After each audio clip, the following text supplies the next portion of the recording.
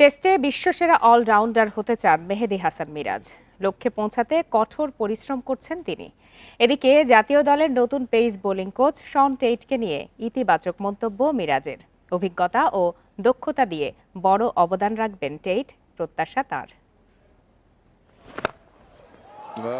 সাকিব নেই, মিরাজই এখন দেশসেরা অলরাউন্ডার। টেস্টে নিয়মিত পারফর্ম করে বিশ্বসেরা হওয়ার অপেক্ষায়। সবশেষ জিম্বাবুয়ে সিরিজে 200 উইকেট আর 2000 রানের মাইল ফলক স্পর্শ করেছেন। চট্টগ্রাম টেস্টে একই দিনে সেঞ্চুরি ও 5 উইকেটের কীর্তি। সিরিজ সেরা মিরাজ অলরাউন্ড র্যাঙ্কিংয়ে এখন দ্বিতীয় স্থানে। শীর্ষে চোখ রেখেই ধারাবাহিক পারফরমেন্সের লক্ষ্য। 1 নম্বর আসতে পারলে আরও ভালো লাগবে। লক্ষ্য তো অবশ্যই অনেক উপরে যাওয়ার, বাট তারপরও এন্ড অফ দ্য ডে অনেক লং টাইম যেতে হবে, নিজের ফিট থাকতে হবে, ভালো খেলতে হবে, পারফরমেন্স করতে হবে। সো ওইভাবে অনেক বড় চিন্তা করছি না, ছোটোভাবে আগানোর চেষ্টা করছি।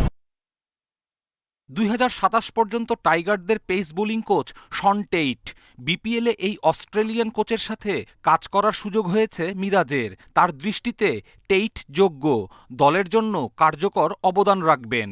আমি নিজে ওকে পার্সোনালি চিনি এবং জানি ও অনেক প্লেয়ারদেরকে সাপোর্ট করে, এবং ও নিজে যেহেতু ইন্টারন্যাশনাল ক্রিকেট খেলেছে অস্ট্রেলিয়ার মতন, এবং ও জানে যে এখানে কীভাবে কী করতে হবে। সো আমার কাছে মনে হয় এটা একটা ভালো পজিটিভ দিক আমাদের টিমের জন্য যে ওকে চুজ করা হয়েছে। অ্যাজ এ হিউম্যান বিং হিসাবে অনেক ভালো এবং অনেক কাইন্ড এবং অনেক হেল্পফুল।